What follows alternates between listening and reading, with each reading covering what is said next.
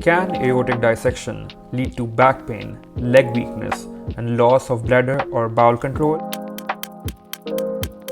Yes, this is because aortic dissection can potentially damage the spinal cord. The aorta and its branches supply blood to the spinal cord, and a dissection can cause decreased blood flow to this area, leading to spinal cord ischemia and potentially permanent damage. This condition is known as spinal cord ischemia syndrome, which can cause symptoms such as back pain, leg weakness, loss of bladder and bowel control. So let's try and make sense of the presentation. If we take a cross section of the thorax, we can see the aorta, vertebra, and the spinal cord in line. The sole blood supply of the anterior spinal cord are branches emerging from the aorta, namely the segmental artery and the artery of Adamkevich, whereas the posterior spinal cord at the level of thorax is not only supplied by the aorta, but also dual supplied by branches from pica or the posterior inferior cerebellar artery.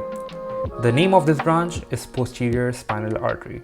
As you can imagine, in case of an aortic dissection, the blood supply to the anterior and posterior spinal cord is cut. But because the posterior side has a dual blood supply, it is salvaged.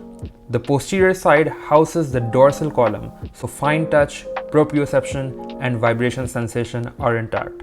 Loss of blood supply to the anterior spinal cord damages the anterolateral spinothalamic tract, which causes loss of crude touch and pain sensation.